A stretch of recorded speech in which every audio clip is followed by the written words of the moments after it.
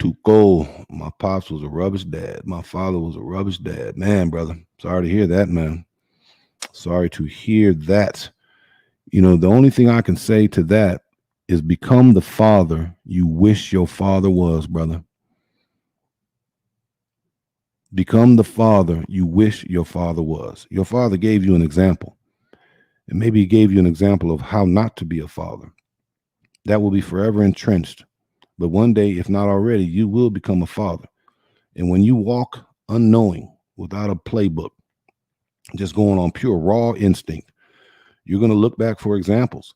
And examples teach us one of two things: what to do or what not to do, what to maintain, what to avoid, what to keep, what to discard. So your father, despite how y'all interfaced or didn't, he gave you a lesson of what not to do. Be the father you wish your father was.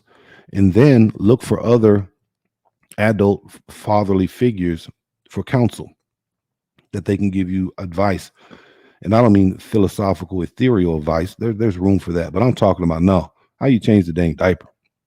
When should you start investing, setting aside money for your child? What kind of car insurance should you have? What's the best car seat, right?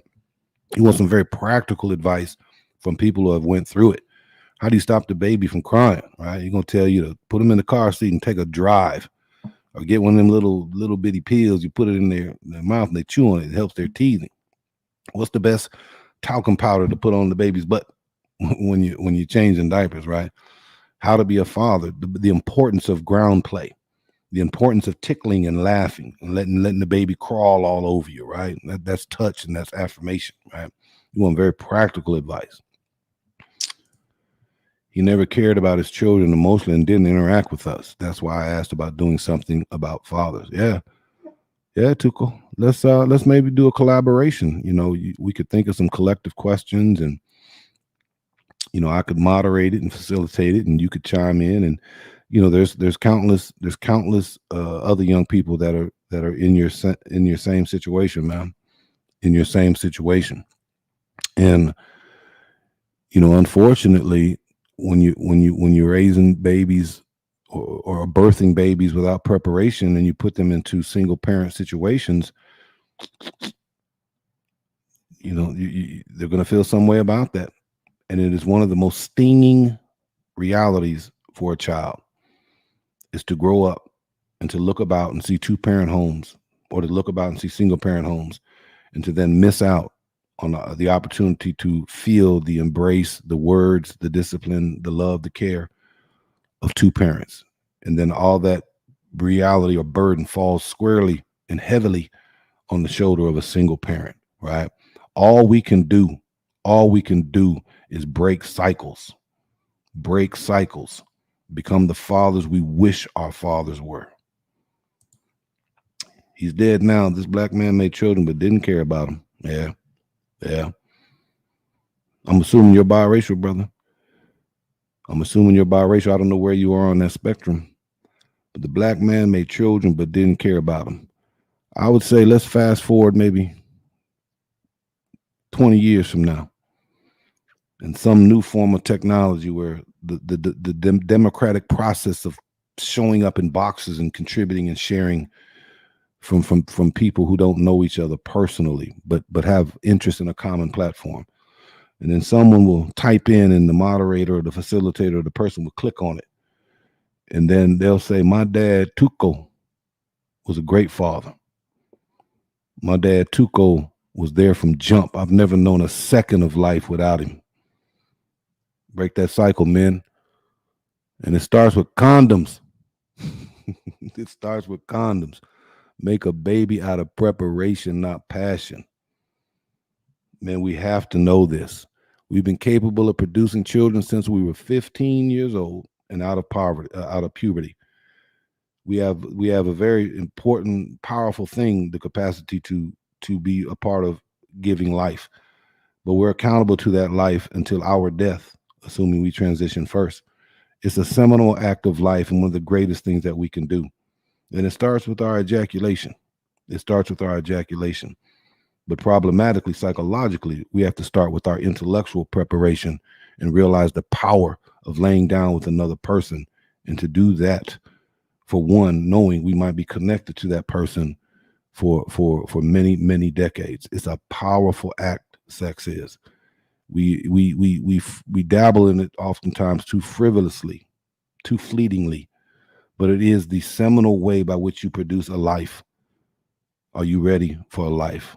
And a part of that is to examine your own life. All right. You're welcome, brother. Real talk. All right. I can't think of any other way to end this thing.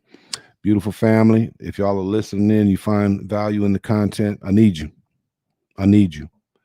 I need you to identify another young person, a young male in particular, and say, tell me, hey, man, this guy over here that wears hats and buttoned up t-shirts and he's bald headed. He's talking some stuff over here. Send them over here. If you got a biracial kid, a biracial young person that's kind of going through life and just trying to figure out, I guarantee you they've dealt with something of this nature, and that they would find value in hearing an older generation's perspective on it. Need your help. Need your help. If you're looking in and you haven't subscribed, consider it. Consider it. My goal is to grow the channel and to reach more audiences and more voices, to both share and to also learn. The percentage of biracial kids is growing so fast that it is going to have to be a category of people that are reckoned with, dealt with, conversed with, understood, and they have a certain level of autonomy by which they move. The numbers are warranting it. And that means it is more than just a biracial kid born in 1968 to a small community of military other biracial kids.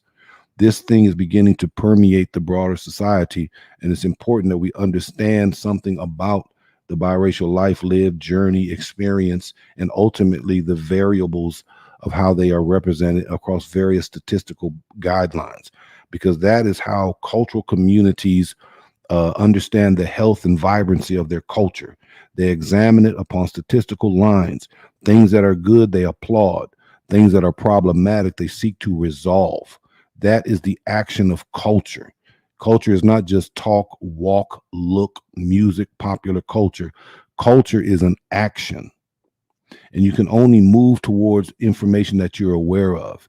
So at some point, we're going to have to tell a statistical story about biracial kids so that we can move and strategize to exalt and applaud that which is positive, and to move very firmly and directly to that which is problematic. All right. Tuku says, take care, and I'll send you those links soon. Thanks once again. All right, beautiful family. Behalf of J4 Conversations, love, love, love. Check out the next video. Appreciate it.